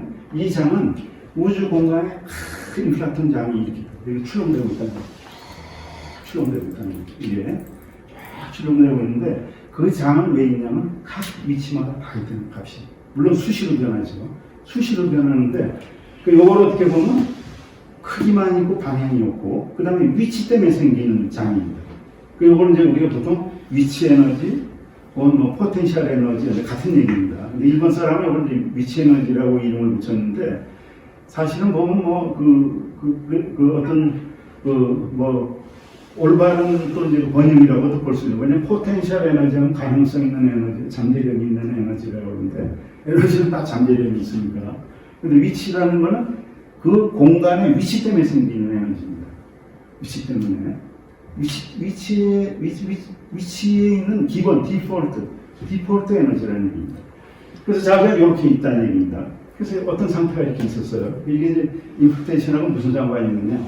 가령 어떤 우주가 있었는데 이렇게 높은 에너지 상태, 인플라톤 장이 쭉 있었던 거죠. 그래서 이게 뭐 팽창한 데는 어떻게 돼갖고 낮은 상태 에너지로 갔어. 그럼 이렇게 된 겁니다. 에너지가 이제 쭉 떨어진 거죠. 요 공이 이제 에너지 이렇게 굴러 떨어졌고 여기 내려왔다는 겁니다. 이렇게 된 겁니다. 이렇게 된 겁니다. 그럼 이거 뭐하고 같냐면은 우리 고등학교 때 배운 그 위치 에너지, 운동 에너지하고 똑같은 겁니다. 인플라톤 장이라는 것은 포텐셜 에너지, 위치 에너지이기 때문에 이 꼭대기에 있으면은 저 높은 상태이기 때문에 위치 때문에 에너지가 있는 겁니다. 위치 때문에. 근데 공을 떡 떨어뜨리면 운동 에너지는 여기 오면 최대가 되고 점점 최대가 되고 위치 에너지는 최소가 되잖아요. 반대로 운동 에너지는 이제 이렇게 되고 고등학교 때 우리가 배운 거죠. 이거 똑같다는 겁니다. 인플라톤 장이 저 위에 있다가 밑으로 톡 떨어지면은 운동 에너지가 발생하는 거죠. 바로 그 운동 에너지가 우주를 팽창시킨다는 겁니다. 그 다음에 낮은 상태로 딱 내려가면 안정한 상태로 간다 하는 게 이게 슬로우 롤 모델입니다. 이게 그리고 이게 무슨 문제가 또 질문하고 자 그럼 이제 슬로우 롤 모델이라는 건 뭐냐면은 요게 이제 기가 막혀 요게 이제 핵심입니다. 아까 높은 상태에서 낮은 상태로 공을 쭉 흘러와서 아까 이제 아나운스 같으면은 여기 뭐 이렇게 큰 놀이를 한다거나 이렇게 흑자방 분석을 했는데 이거는 한번 이제 상상을 해보세요. 공을 또르륵 굴렸어요. 공이라는 건 이제 어떤 에너지 상태인데 꼭 굴러가면 어떻게 했습니까? 휴 해가지고 이게 높은 상태, 낮은 상태가 있으니까 휘 갔다가 지금 내가 또 이렇게 그죠? 똥똥똥똥똥똥똥똥똥 한다고 그럴 겁니다. 그죠? 그럼 이건 뭡니까? 낮은 상태로 갔다가 치고 올라간다는 건 에너지가 다시 높아졌다는 얘기죠. 그죠? 높아졌다는 건 가열이 됐다는 얘기죠. 이게 높은 상태가 고온이니까. 그 다음에 이거 떨어졌다는 건 열을 뱉어낸다는 얘기입니다. 아까 금속 녹였다가 할 때 열 뱉어내는 식으로 그걸 한두 번 얘기가 왔다 하면서 한다는 얘기입니다. 요게 기가 막힌 아이디어입니다. 리히팅이 된다는 거, 우주가. 아까 알렌 구스의 모델에서는 뚝 떨어지고 그냥 끝입니다. 근데 이거는 쿵 떨어졌다가 왔다 갔다 하다가 된다는 얘기죠. 그래서 무슨 결과가 생기냐? 이제 낮은 상태로 쿵 떨어진 데서 끝나는 게 아니고 여기서 왔다 갔다 하니까 그때 뱉어내는 에너지가 물질을 만들었다는 거죠. 뱉어내는 에너지가. 아까 금속 캐싱했다가 가만 놔두면 시간 지나면 열을 뱉어내잖아요. 그죠? 그것처럼 뱉어내는 겁니다. 그 뱉어내는 에너지는 우주를 팽창시켜가는 그런 큰 에너지는 아니에요. 그렇지만은 물질을 만들어내는 좀 낮은 에너지죠. 그래서 물질과 에너지를 만들어낸다는 겁니다. 그게 만약에 크면 어떻게 되겠어요? 그럼 크면은 그럼 팽창을 또 시켰죠. 그러니까 이 인피니테이션 이론에서는 팽창도 될 수 있고 물질도 만들어낼 수 있고 그래요. 이 모델에서는. 그래서 이렇게 인피니티니까 제가 그러니까 우주가 뜨거워질 수가 있는 가능성을 만들어준 거고 그 다음에 물질이 생성이 되는 겁니다. 여기서 물질하고 에너지가 똑같으니까. 그러니까 우주가 뜨거운 상태가 또 되는 겁니다. 이게 슬로우 롤 모델이고 지금 표준 모델입니다. 그럼 여기까지 이제 들으시면 야 그런 씨 판단 무게한 거 이거 증명할 방법이 있어? 증명이 됩니다. 증명이 뭘 보면 하냐면 아까 그 우주 배경 복사 있잖아요, 그죠? 우주 배경 복사를 분석을 해보면은 그 이제 저 파장을 이제 분석을 해서 이렇게 보면 저렇게 나오는데 저런 우주가 확 팽창한 시절에는 엄청난 중력파가 발생했기 때문에 그 중력파가 이 우주 배경 복사에 흔적을 남긴다는 겁니다. 흔적이 어떻게 나오면 이렇게 나옵니다. 인플레이션 때문에 그 다음 사운드 웨이브 음파죠. 너무 갑작스럽게 확 그렇기 때문에 이게 이렇게 나온다는 얘기입니다. 이론적으로 다 예측이 돼 있는 거예요, 이게. 그래서 그걸 어떻게 하느냐. 이제 물리학자들이 B-모드라고 그래요. 그걸 이제, 아까 CMB, 우주 배경 복사의 이제 파장을 쭉 분석을 해갖고, 요런 모드가 나오면은, 요거는 그냥 아무것도 아닌데, 요런 모드가 나오면은, B-모드가 나오면 그건 중력파 때문에 생겼다는 게 이렇게 나오는데, 이제 워낙 자궁이 많으니까, 이런 이제 아까 저건데 그걸 이제 분석해 보면은 B 모드냐 E 모드냐 이걸 보면은 분석을 할 수 있다는 얘기입니다. 이렇게. 근데 2014년에 난리가 났었습니다. 왜냐면 이걸 관측했다고 그래갖고. 왜냐면 긴급 뉴스로 다 전파가 나는 그래서 바이셉이라는 거로 해서 그 B 모드 저걸 발견했다 이렇게 된 겁니다. 그래서 특필이 나고 난리가 났는데 이게 1년 동안 이게 이제 그 데이터가 간단한 데이터가 아니거든요. 그 유럽의 그 에사의 프랑크 위성이 1년 동안 그 데이터를 분석을 했어요. 1년 동안 쭉 분석했더니 그거는 비중력파 때문에 생긴 게 아니고 우주의 먼지 때문에 자궁 때문에 생겼다 이렇게 나왔죠. 그래서 1년 후에 그거는 노이즈 때문에 생긴 거지 중력파는 아니다 했거든요. 근데 그러면 그거는 장치가 아직 불완전해서 못한 겁니다. 근데 잡아낼 수 있습니다. 그래서 지금 여러 군데 남극에서도 잡고, 우주, 발렌스도 우주, 공간에서도 하고, 지금 열심히 캐고 있는데 아마 캘 겁니다, 이거는. 나오건 안 나오건 분명히 이건 밝혀질 겁니다. 그렇게 어려운 문제가 아니거든요. 기술적으로 불가능한 문제가 아니고.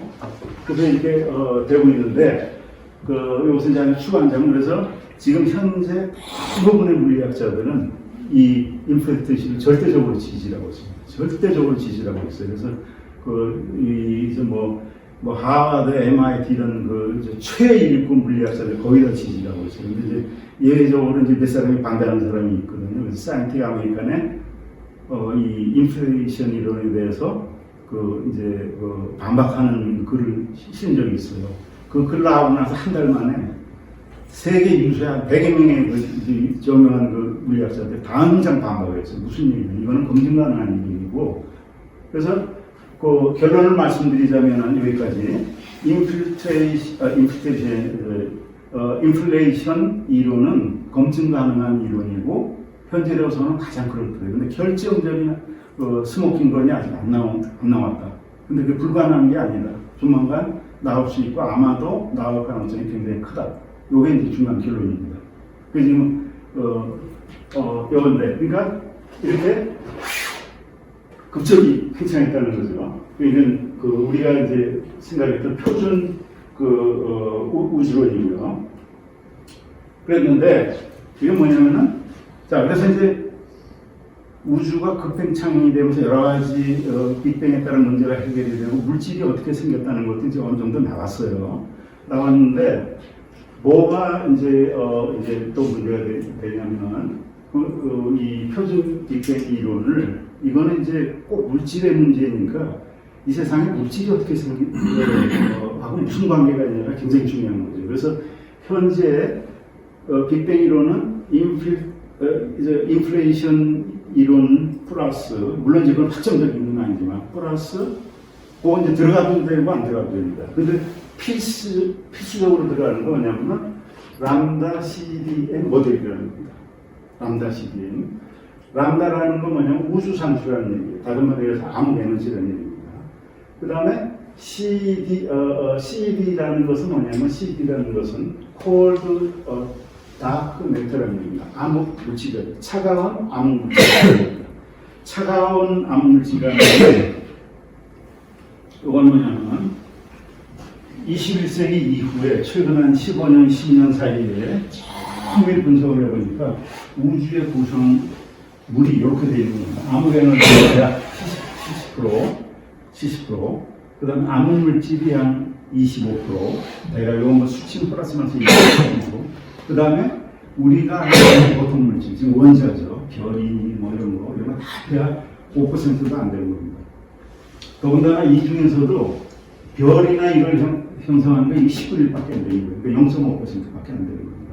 그러니까 이게 뭐냐면은 이 물질을 포함하는 우주론이라는 얘기입니다. 왜 저게 들어가야 되냐면 지금 우주가 지금으로부터 90억 년, 80억 년 정도 가속 팽창을 하고 있거든요. 새로 밝혀진 사실입니다. 그냥 팽창하는 게 아니고 90억 년, 지금부터 50억 년 전이지, 50에서 60억 년 전, 그러니까 빅뱅 후 80에서 90억 년 사이에 가속 페달을 갖고 있는 겁니다.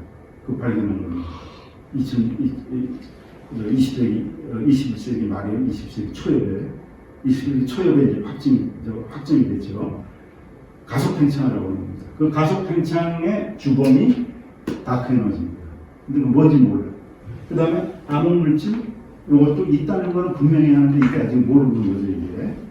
그 다음에 이렇게 해서 이게 들어간 빅뱅 이론이 지금 우리가 얘기하는 표준 빅뱅 이론입니다. 이게 가장 신빙성 있고, 그 다음에 대부분의 학자들이 거의 의심을 안 하는 거예요. 다만 이게 뭔지를 모른다 뿐이죠. 이게 다크라는 의미는 미지라는 얘기가 아니라 측정이 힘들다는 얘기죠. 왜? 일반 물질하고 반응을 안 하기 때문에. 그 의미입니다. 자, 그래서 그럼 물질에 대해서 한번 CDM이 되면은 이 방금 전에 물질은 5%밖에 안 됐다고 했습니다. 보통 물질은. 그럼 보통 물질에 대해서만 얘기했습니다. 암흑 물질하고 암흑 에너지는 이제 다음에 얘기하고, 오늘은 우리가 살고 있는 물질이 중요한 거니까 당장 그래서 그 물질을 보면은 이렇게 돼 있죠. 뭐 여러분들 잘 아시다시피 원자핵이 있고 우리 모든 원자는 전자가 돌고 있고 원자핵 안에 중성자, 양성자가 이렇게 있고 중성자나 양성자는 이 쿼크로 이루어졌죠. 쿼크로 이렇게 이루어졌는데 이거 크기를 본다면은 우리는 교과서에는 이렇게 나와 있지만은 사실은 이렇게 있는 게 아닙니다. 응? 중성자, 양성자, 쿼크가 이렇게 들어 있는 게 아니고 한강 찌풍짬뽕 데다가 어느 순간에 대표적으로 이렇게 쓸 수 있다는 겁니다. 진짜 이렇게 있는 게 아니고 엄청난 운동 에너지로 결합력을 하고 있는데 이 쿼크의 크기가 비율을 들자면은 쿼크의 크기를 원자의 크기부터 얘기하죠. 원자가 이렇게 있으면은 원자 핵의 크기를 갖다가 운동장에 파리 한 마리에 비유하면 원자는 축구장만 한다는 느낌입니다. 원자 축구장에 파리 한 마리가 원자 핵이라고 하면은 축구장은 원자라는 얘기입니다. 텅겼다는 얘기죠.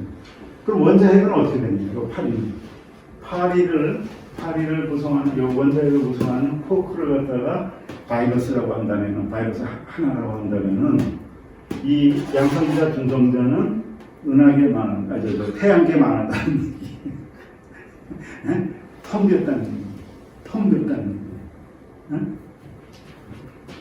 그래서 우리가 얘기하는 보통 물질은 저게 나온 대로 17개의 기본 입자로 이루어졌습니다.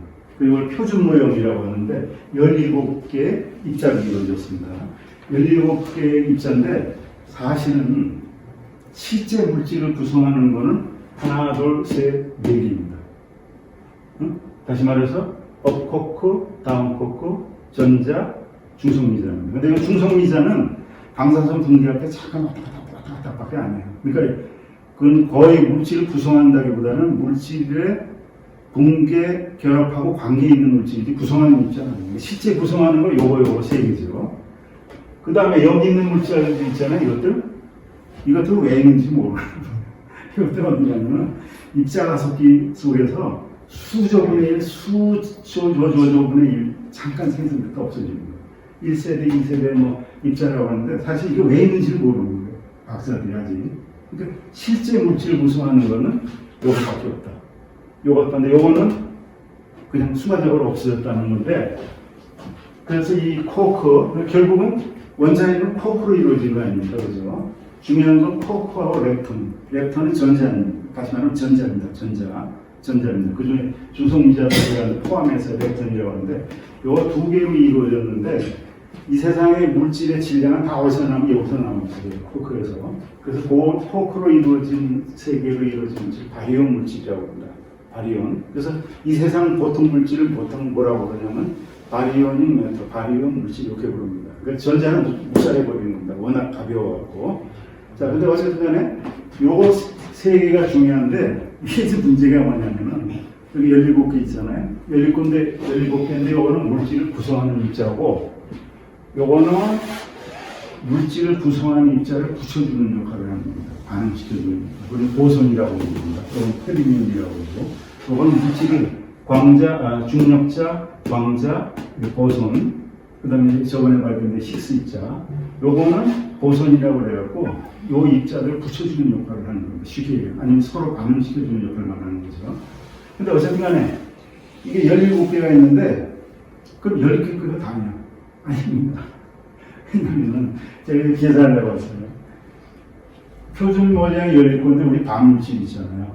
그죠? 전자는 양전자가 있고 그래서 반물질까지 계산하면은 몇 개가 되냐면 표준 모양 17개인데 반물질까지 계산하면 29개가 됩니다. 왜 그러냐면은 광자나 글루는 자기 자신이 반물질이거든요. 그래서 그 중복된 걸 빼면은 반물질 계산하면 29개가 됩니다.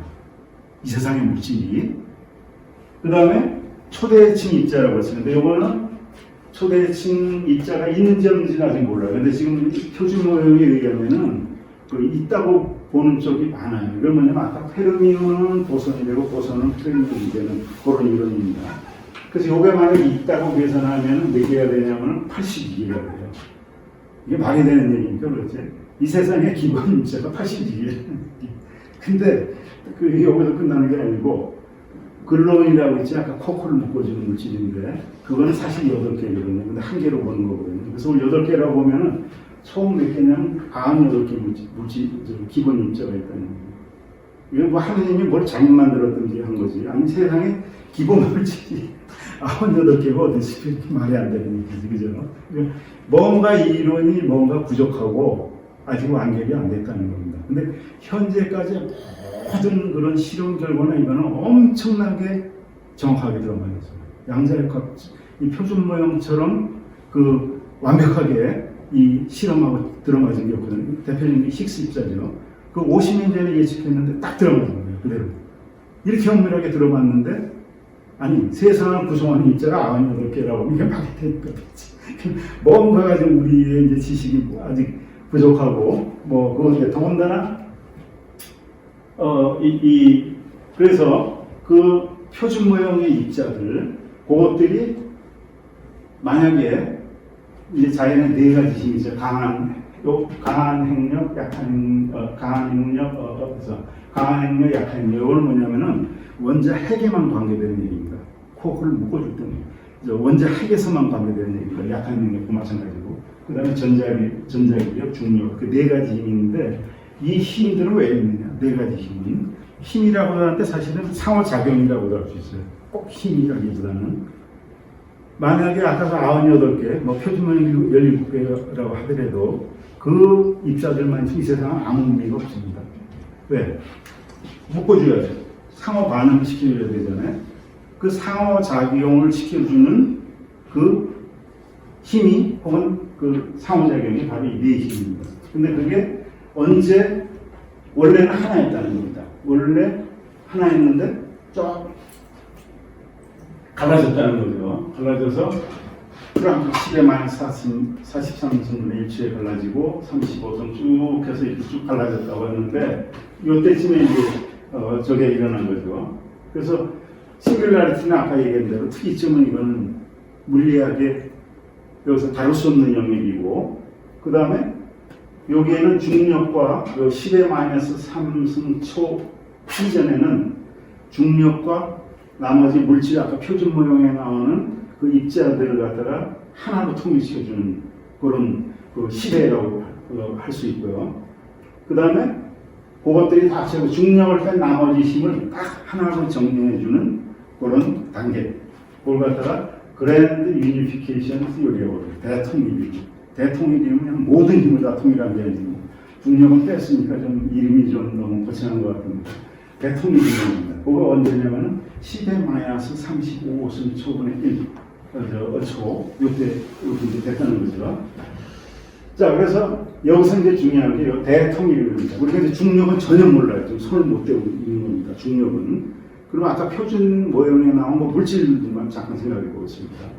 그 물질들은 어떻게 됐냐면은 대통일 그랜드 유니피케이션 이론 요게 나오기 전에는 그러니까 대략 봐서 10-36승 혹은 -35승 요 시간은 조금 틀릴 수가 있습니다. 그래서 이론 이 계산마다 요때쯤에 하나였다는 겁니다. 무슨 힘? 이 세상의 모든 물질이 똑같았다는 거예요. 이 세상의 모든 물질이 뭐 전자건 양성자건 무슨 물질이 다 똑같았다는 거예요. 중력을 빼고 전부 똑같았다는 거예요. 그래서 요때 대칭성계 요 대통일론의 대칭성이 딱 깨지면서 물질과 시공간이 분해가 되면서 다시 말해서 시공간과 물질이 구분이 됐다는 겁니다. 10-36승 혹은 -35승 초에 어떻게 됐느냐? 그걸 이제 자세히 좀 보겠습니다. 보면 이 세상의 물질은 여러분들이 이제 잘 아시다시피 에너지와 복사 에너지와 물질 에너지 그렇게 나눌 수 있죠. 그죠? 크게 보면은 복사 에너지라는 건 한마디로 광자입니다. 빛이 복사 에너지라는 빛입니다. 빛이라는 게 꼭 우리가 보는 것뿐만 아니라 엑스레이 자외선 뭐니 다 빛입니다. 그 전부. 가시광선은 이 전자기파의 1조 분의 1밖에 안 되는 겁니다. 0.5 1조 분의 1밖에 안 돼요. 우리가 보는 빛이죠. 우리가 보는 빛은 전자기파의 전체 전자기파의 1조 분의 1밖에 안 되고 영역이. 그 나머지를 다 광자 빛이라고 우리가 이제 부르죠 물리학에서는. 그 빛 에너지가 있고, 그 이제 광자죠. 그 다음에 보통 물질 입자가 있어요. 우리가 알고 있는 물질 입자가 있고, 그 다음에 아까 말씀드린 암호 물질과 암호 에너지가 있는데, 이건 이제 나중에 말씀드린다고 했어요. 다음 시간이나 이제. 지금 여기 다루지 않고, 우리는 이제 물질 입자만 다르니까, 물질 입자에서 중요한 거는 어쨌든 간에 빛 입자하고 물질 입자입니다. 근데 이게 언제 생겼냐면, 방금 전에 말씀드린 대로 10의 마이너스 35승초 빅뱅 후, 요때 대통일장 이론이 깨지면서, 그 법칙이 깨지면서, 대칭성이 깨지면서 시공간과 물질이 분리가 됐다고 그랬어요. 근데 그 당시에는 모든 물질이 똑같았다고 그랬습니다. 모든 물질이. 그래서 어떻게 됐냐면, 이 당시에는 어떻게 됐냐면, 이렇게 된 겁니다. 이 세상은 물질과 반물질로 이루어졌죠. 모든 입자는. 물질과 반물질의 차이는 뭐냐면, 똑같습니다. 물리적으로. 질량이 다 똑같은데, 전화만 틀려. 하나는 플러스 하나만, 그것만 틀린 겁니다. 물질과 물질의 차이는. 그래서 그 물질과 반물질 입자가 꽉 충돌합니다. 충돌하면은 빰 되면서 빛을 내죠. 빛입자로 바뀌는 겁니다. 빛입자로. 요건 이제 지금 우주에서, 지금 우리 실험실에도 이렇게 입자가 섞이는 이런 걸 하고 있어요. 그런데 우주 초기에는 어땠느냐? 그 반대도 일어난 겁니다. 반대. 어떻게 되냐면, 빛입자를 에너지가 엄청난 이 당시에 빛입자는 온도가 높으니까 막 빛입자들이 꽉 나와갖고 물질이 생기는 겁니다. 응? 물질하고 반물질이 생기는 겁니다. 요새는 이런 일이 안 일어나요. 그래서 지금 우주에는. 왜? 온도가 너무 낮아요. 이 온도가 일어나려면 아까 얘기한 대로 어마어마한 빅뱅 초기에 어마어마한 온도가 돼야 되는 겁니다. 근데 초기 우주에는 이게 일어나는 겁니다. 그래서 이거를 쌍생성이라고 합니다. 꽉 해요. 여기 반대로 썼네. 반대로 했습니다. 물질 입자와 반물 입자가 충돌해갖고 빛 입자를 꽉 만드는 거. 반대로 빛 입자가 광자가 꽉 충돌해서 물질을 만드는 거. 요게 균형을 이뤘던 겁니다. 초기 우주에는. 지금은 요것만 크게 이것만 일어나는 거죠. 쌍생성만. 물질의 생성은 우리 빛 입자 쏜다고 물질이 생기지 않잖아요. 그죠? 그거 할 수 있어요. 근데 엄청나게 높은 에너지가 필요한 거죠. 근데 초기 우주에는 여기 일어났다는 얘기입니다. 초기 우주에는. 그래서 이렇게 되는 거죠. 입자의 운동 에너지하고 광재하고 물질 입자가 왔다 갔다 하다가 이게 반입자, 물질 입자 똑같은 양이 있었다는 겁니다. 똑같이 생성되고 똑같이 생성되고 똑같이 상쇄되고 빛이 됐다, 물질이 됐다, 빛이 됐다, 물질이 됐다. 다 똑같았다는 겁니다. 초창기 우주에는. 그랬는데 온도가 쭉 떨어지니까 이제 대칭성 깨짐이라는 현상이라는 물리학에서 얘기하는 대칭성 깨짐이 이렇게 일어나는 겁니다. 일어나서 어떻게 되냐면은 CP 대칭이라고 이거는 많이 어려운데 이건 C라는 건 전하라는 얘기입니다. P라는 건 페리티라는 건 기하학적인 공간의 적입니다. 그 대칭성이 깨지면서 반물질이 물질이 반물질보다 10억 분의 1 많게 돼요. 있고 불균형이 일어난 겁니다. 그러니까 어떤 일이 일어나냐면 하나씩 없어진 거예요. 근데 아까 이 물질 입자는 뭘 얘기하느냐? 표준 이론에 아까 뭐라고 그랬죠? 쿼크가 있었다고 그랬죠, 그죠? 그 다음에 렙턴이 있었다고 그랬죠. 렙턴은 전자하고 중성기자, 그거 다 해당됩니다. 거기에 전자도 플러스 마이너스 반물질 입자가 있고, 쿼크도 반입자, 그냥 쿼크가 있고, 중성기자도 반중성기자 똑같이 있었던 거예요, 예전에.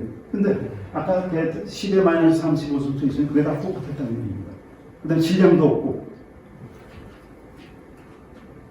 자, 그런데 이제 무슨 일이 일어났냐면은, 그러니까 초창기에는 물질 입자 반입자가 똔똔 없어졌다 생겼다 없어졌다 생겼다 그래서 똑같았던 겁니다. 그런데 대칭성 깨짐이 생기면서 순차적으로 무거운 입자부터 균형이 깨진 겁니다. 왜 무거운 입자냐면 무거운 입자는 질량이 무겁기 때문에 에너지가 크다는 얘기거든요. 그건 고온이라는 얘기입니다. 그거부터 깨지기 시작한 거예요. 그러니까 구체적으로 말씀드리면 코크가 제일 무겁잖아요. 코크가 제일 먼저 깨지고 균형이, 불균성이. 그 다음에 전자 깨지고, 그 다음에 중성미자 깨지고, 그렇게 된 겁니다. 그러다 빛으로 되는. 빛으로 되는데, 어떻게 되냐면, 대략 본다면은, 처음에는 생성과 소멸이 똑같다가, 그 다음에는 반물질이 생성이 중지가 된 겁니다. 응? 해갖고, 빛 때문에 잊혀질 때 이게 깨져갖고, 쿼크하고 중성자 양성자가 이제 깨지고, 그 다음에 10초쯤 돼서는 전자하고 중성미자가 깨진 겁니다. 그래서 한 10몇 초쯤 있으면 완전히 이제 물질은 다시 생성되지 않은 겁니다. 쌍생성으로. 왜냐면 온도가 너무 떨어져갖고 생성이 안 된 겁니다. 그래서 문제는 뭐냐면은, 물질 반입질이 합치면은 다 빛이 된다고 그랬잖아요. 그죠? 빛이 돼버린 겁니다. 근데 아까 뭐라고 했냐면은, 15분의 1이 많다고 그랬어요. 요 이제 대칭성 깨짐이라는 게 있는 겁니다. 대칭성 깨짐이라고 자꾸 말씀드렸는데, 이게 재료공학이랑 똑같은 겁니다. 온도를 높여놓으면 가스가 되잖아요. 원자들이. 그리고 가스를 아무 데나 이렇게 잡아놓으면 다 대칭적입니다. 그죠? 가스 이만큼 뒤집어 놓고 이렇게는 다 똑같잖아요. 대칭성이 있는 겁니다. 나쁜 말로 하면 객관이지만은 좋은 말로 하면 대칭성이 있는 겁니다. 다 똑같잖아요. 그죠? 근데 여기 온도가 낮아져갖고, 이런 이제 결정이 돼서, 금속. 그럼 요거는 대칭성이 깨진 겁니다. 그 모양으로는 질서정연하지만, 2도, 3도, 4도 하면 대칭이 안 되잖아요. 위아래가. 그래서 대칭성이 깨진 겁니다. 그래서 이 세상의 현상은 이걸 상전이라고 하거든요. 상태가 변하는 겁니다. 온도가 낮아질수록 대칭성이 깨지는 겁니다. 그러니까 많은 우주에서는 대칭성이 있었는데 점차 깨진 겁니다. 이렇게 된 거죠. 자, 이제 이렇게 돼갖고 어떻게 되냐면은, 문제는, 그 당시에는 어떻게 되냐면, 쿼크 전자 다 마찬가지입니다. 반물질 때 물질이, 반물질, 물질, 광자의 비율이 10억 대 10억 대 10억이었습니다. 예를 들면은, 개수는 훨씬 더 많겠죠. 근데 비율로 친다면은. 그랬는데, 아까 CP 대칭이 깨졌다고 그랬잖아요. 그게 깨지기 시작하면서, 어떻게 되냐면, 물질 입자가 반물질보다 10억분의 1쯤 많았다고 그랬어요. 그죠? 그러니까 어떻게 되냐면, 물질 입자 10억 대, 물질 입자 하나가 남은 겁니다. 왜? 나머지 10억 개는 다 빛이 돼버린 겁니다. 빛이. 그 다음에 반물질은 싹 없어서 소멸해버리고 부족했으니까. 그 다음에 하나가 남은 물질 입자는 물질이 되고. 그 다음에 여기 이제 광자는 내가 표시를 안 했어요. 이거 다 그리기가 뭐예요. 광자는 이렇게 되겠죠. 이렇게. 광자가 있고. 자, 그래서 이게 이제 빛 때문에 몇십 초 후에 일어난 일인데, 결국 지금 이 세상에는 물질 입자하고 빛 입자하고 하면은 빛 입자가 10억 배 더 많습니다. 빛 입자가 10억 배가 더 많이 있습니다. 딱 정확하게. 그리고 어떤 사람은 뭐 20억 배라고 그래요. 왜냐면 이거 두 개가 합쳐져서 어쩌고 하는데, 합쳐지면 하나가 되니까 마찬가지인 것 같아요. 지금 이 세상인 입자는 아까 38만 년 전에 나온 백연목사 빛 있잖아요. 대부분 그겁니다. 10억분의 1. 물질 대 광자의 비율은 10억분의 1입니다. 그 다음에 반물질은 없어졌고. 반물질은 실험실에서는 만들 수 있죠. 물론 실험실 한두 개는 만들 수 있는데 싹 없어지는 겁니다. 그래서 지금 우리는 왜 여기 존재하는가? 10억분의 1 불균형이 있어갖고 그 남은 물질 때문에 있는 겁니다. 10억분의 1 때문에. 우리가 여기 10억분의 1의 하나입니다. 나머지 물질은 지금 물질보다 10억 배 많은데 그건 다 빛이 돼버립니다. 빛이 돼버리고 반물질은 다 없어지고 상쇄돼갖고 하나 남았던 요게 바로 우리입니다. 이게 지금 우리 우주가 된 거고, 우리가 있는 이유는 반물질이 하나로 대칭성 깨짐이 깨져서 이렇게 됐다는 거죠. 그래서 지금 어디까지 알고 있느냐? 10의 마이너스 43승 프랑크 물리학으로 좀 확실하게 대충 알고 있는 범위가 대략 여기가 10의 마이너스 35승에서 한 1조분의 1조까지는 대략 알고 있습니다. 정확하게는 아닌데도 여기는 지금 못하고 있어요. 여기 곧 아까 대통령 이론 있잖아요. 대통령 이론 이거 증명을 하면 왜 안 되냐면은 지금 입자가속기에서 이제 이걸 증명을 해야 되거든요. 실험으로. 다 이거 실험으로 증명된 거거든요.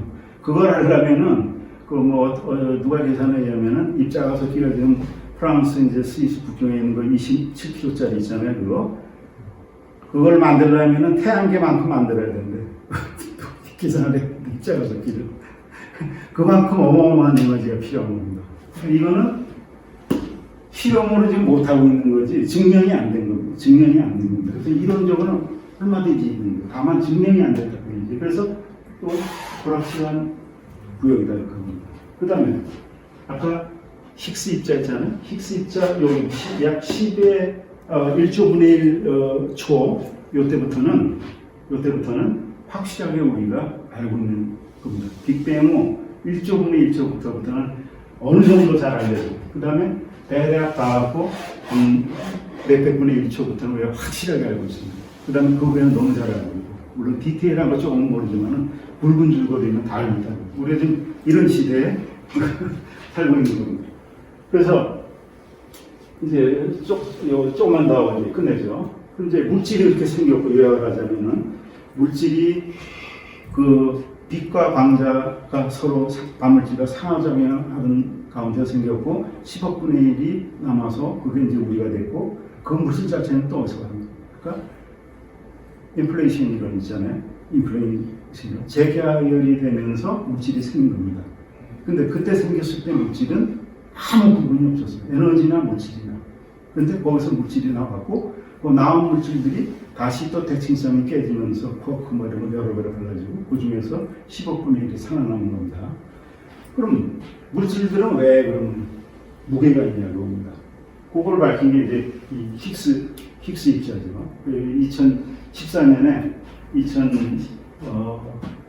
2012년인가 그 확진되고 근데 여기 이론이 나온 거는 1964년에 나온 겁니다. 50년 만에 증명이 된 겁니다. 증명이 아니라 실험으로 확인한 거예요. 근데 이거는 과학자들이 다 나올 줄 알았어요. 그런데 다만 이제 발견을 못한 거예요. 50년 만에. 이걸 처음에 66년에 했던 사람은 이제 프랑스와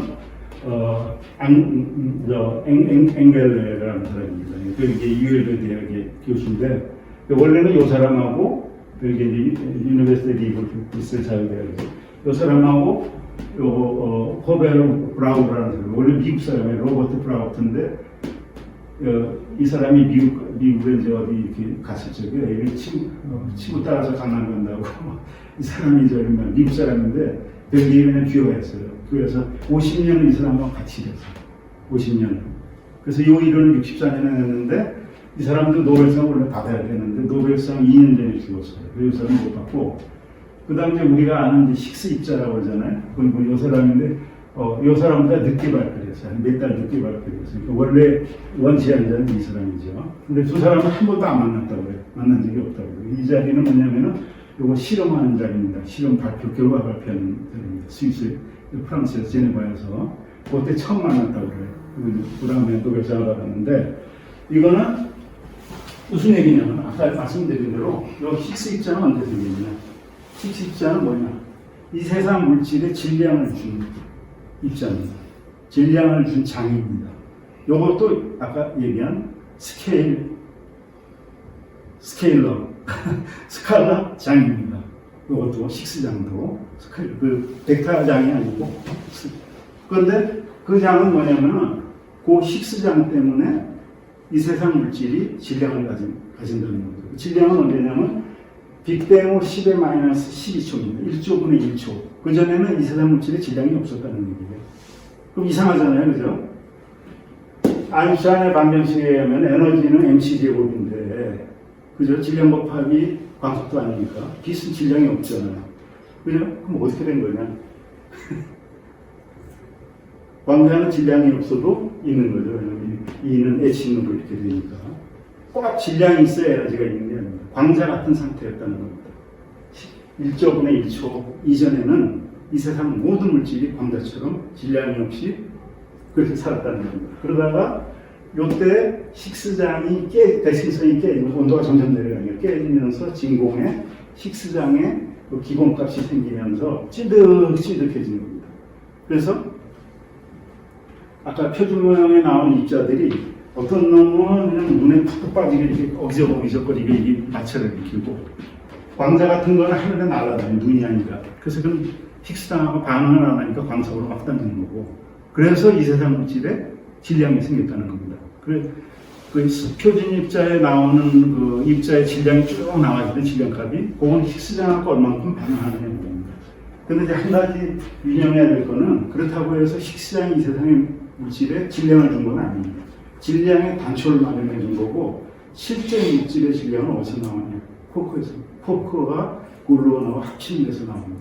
실제 질량의 99%는 거기서 나온 겁니다. 근데 이 자체도 이 힉스 메커니즘이 없었으면은 불가능했던 거죠. 그러니까 이 세상의 물질에 처음 질량을 준 게 이 힉스 메커니즘. 이상입니다.